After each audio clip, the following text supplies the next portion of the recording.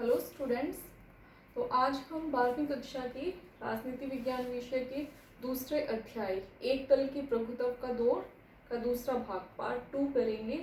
कल हम प्रथम भाग में पढ़ चुके थे कि किस प्रकार से भारत ने चुनौतीपूर्ण परिस्थितियों में सार्वभौमिक वयस्क मताधिकार को अपनाया और जो प्रथम आम चुनाव थे उन्हें सफलतापूर्वक संपन्न करवाया।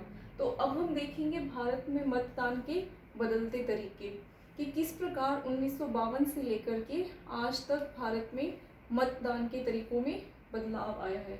तो सबसे पहले हम देखेंगे प्रथम आम चुनाव में मतदान का ढंग।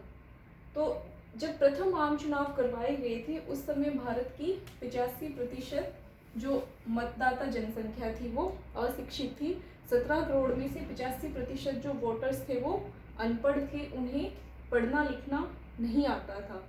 इसलिए चुनावों को सही ढंग से संपन्न करवाने के लिए क्या जरूरी था, यह सुनिश्चित करना जरूरी था कि ये जो अशिक्षित जनता है वो अपने मताधिकार का सही ढंग से उपयोग कर सके। तो ये लोग अपने मताधिकार का सही ढंग से उपयोग कैसे कर सकते थे?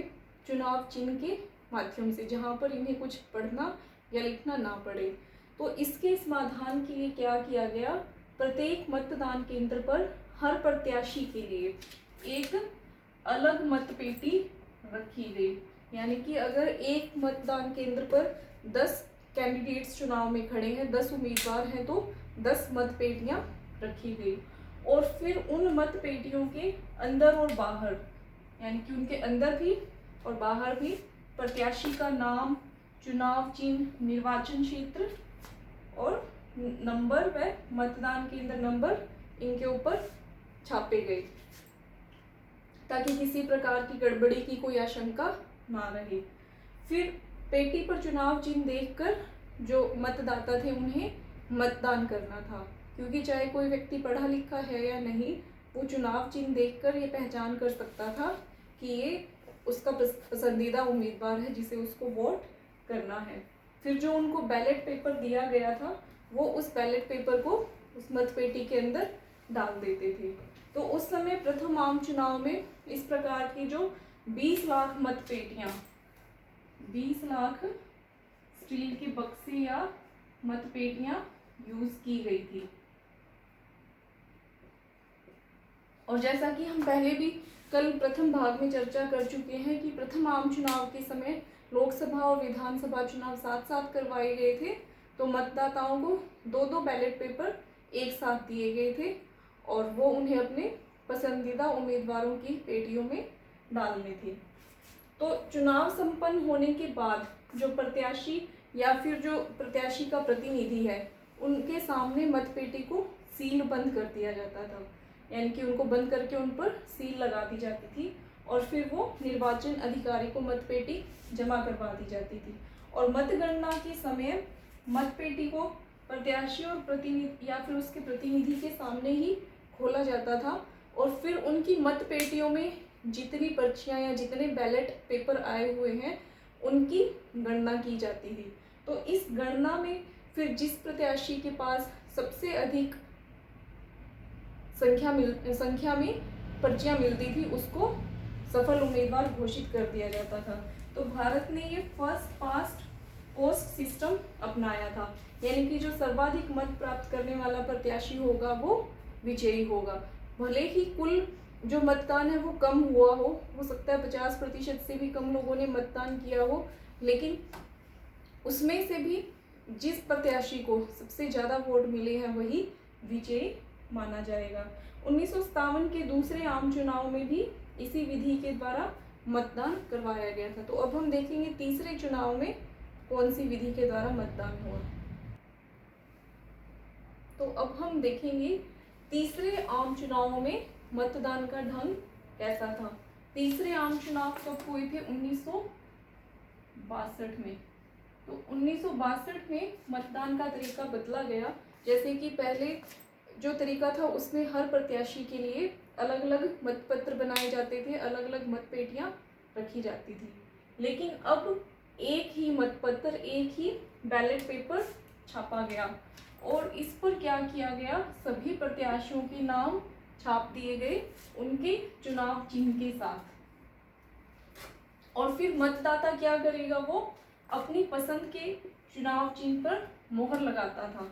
ये मोहर कैसी होती थी, स्वास्तिक के निशान की,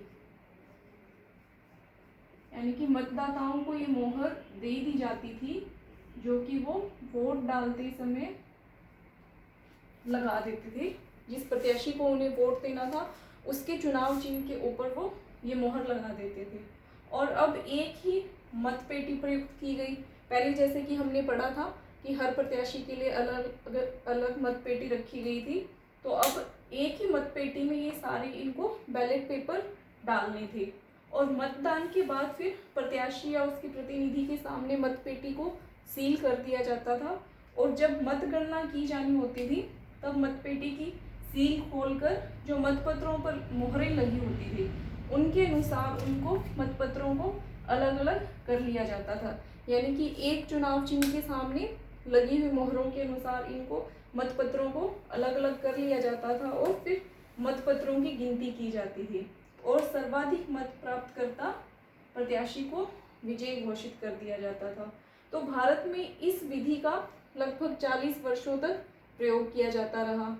और इन चुनावों में पहली बार जो हमारी उंगली पर स्याही लगाई जाती है उस स्याही का प्रयोग 1962 के तीसरे आम चुनावों में पहली बार प्रयोग किया गया था। और इस स्याही में सिल्वर नाइट्रेट होता है और इस स्याही का उत्पादन भारत में मैसूर में कर्नाटक राज्य में किया जाता है। तो अब आगे हम देखेंगे कि भारत में ईवीएम यानी इलेक्ट्रॉनिक वोटिंग मशीन के द्वारा मतदान किस प्रकार से किया गया। तो अब हम देखेंगे भारत में इलेक्ट्रॉनिक वोटिंग मशीन के द्वारा मतदान किस प्रकार से शुरू किया गया।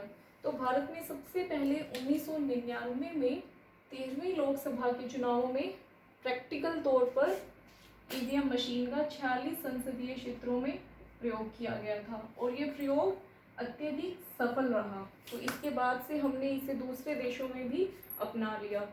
2004 दूसरे चुनाव में भी इसे हमने अपना लिया।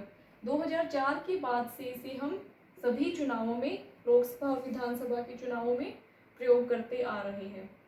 ईवीएम में किस प्रकार से मतदान होता है, इसमें वोटिंग मशीन में जो प्रत्याशी हैं उन सबके नाम, चुनाव चिन्ह मशीन में ही दर्ज होते हैं और मशीन के ऊपर बटन बने हुए होते हैं। तो बटन के सामने चुनाव चिन्ह बना होता है और हम जब वोट डालेंगे तो हम क्या करेंगे, उस चुनाव चिन्ह के सामने वाला बटन दबाते हैं और हम जिस उम्मीदवार को वोट डालना चाहते हैं हमारा वोट उस उम्मीदवार को चला जाता है। और जब मतदान समाप्त हो जाता है तो मशीन को सीलबंद कर दिया जाता है और मतगणना जब की जानी होती है तब बटन दबा करके हम रिजल्ट प्राप्त कर सकते हैं। तो ईवीएम के बाद फिर एक और नया सुधार कब किया गया हमारे देश के चुनावों में, 2009 में। 2009 में हमने क्या किया, ईवीएम में एक नया ऑप्शन, नया विकल्प जोड़ा, नन ऑफ द अबव, उपरोक्त में से कोई नहीं, नोटा का ऑप्शन हमने शुरू किया।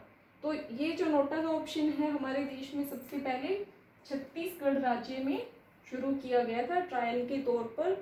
फिर 4 राज्यों के विधानसभा चुनावों में प्रयोग किया गया था। छत्तीसगढ़ में ये लोकल इलेक्शंस में हमने यूज़ किया था, स्थानीय चुनावों में। फिर हमने 4 विधानसभा चुनावों में इसको प्रयोग किया और 2014 के आम चुनावों में नोटा का हमने प्रयोग किया था।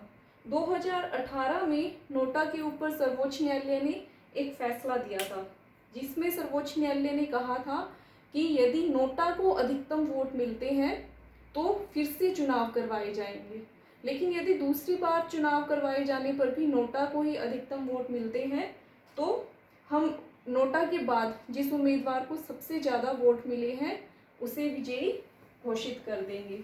अब हम एक और नए प्रयोग के बारे में पढ़ेंगे जो कि ईवीएम मशीन में शुरू किया गया है, जो कि है वीवीपैट। तो अब हम देखेंगे ईवीएम में एक और नया सुधार किस रूप में किया गया। ये था voter verifiable paper audit trial, यानी कि वीवीपैट मशीन के रूप में। ये एक नई मशीन है जिसे ईवीएम के साथ जोड़ा गया है। इसमें क्या फ़ायदा है हमें कि हमें इससे तुरंत पता लग जाता है कि हमारा वोट किसे गया है। जैसे ही हम ईवीएम पर क्लिक करते हैं वोट डालने के लिए, उसके बाद एक पर्ची छपती है। उस पर्ची पर उम्मीदवार का नाम, चुनाव चिन्ह व उम्मीदवार की क्रमांक संख्या छपी होती है और ये 7 सेकंड तक हमें वोट डालने के बाद स्क्रीन पर दिखाई देती है और 7 सेकंड के बाद ये पर्ची कटकर एक सीलबंद पेटी में गिर जाती है। ईवीएम में गड़बड़ी के आरोपों के बाद वीवीपैट मशीन को शुरू किया गया। चुनावों में गड़बड़ी और धांधली के आरोप तो हमेशा से ही लगते रहे हैं। जैसे कि पहले और दूसरे आम चुनाव में जब गड़बड़ी के आरोप लगे कि एक ही व्यक्ति एक से ज़्यादा बार वोट डालकर जा रहा है, तो हमने उंगली पर स्याही का निशान लगाना शुरू किया और उसके बाद जैसे कि हमने मतदाता पहचान पत्रों में भी समय समय पर काफ़ी सारे सुधार किए हैं। जैसे कि पहले वोटर कार्ड्स पर फ़ोटो नहीं होती थी, फिर उन पर फ़ोटो छापनी शुरू की हमने और फिर जब बैलेट पेपर के ऊपर आरोप लगे कि चुनाव में गड़बड़ी की जा रही है, तो हमने ईवीएम मशीन का प्रयोग शुरू किया और जब ईवीएम मशीन में धांधली के आरोप लगे तो हमने इसमें वीवीपैट को जोड़ा और वीवीपैट जो मशीन है भारत में नागालैंड विधानसभा के जो उपचुनाव थे उनमें पहली बार प्रयोग की गई और फिर 2014 के आम चुनावों में 8 संसदीय क्षेत्रों में इसे प्रयोग किया गया और 2019 के आम चुनावों में हमने वीवीपैट मशीन का सफलतापूर्वक पूरे देश में प्रयोग किया।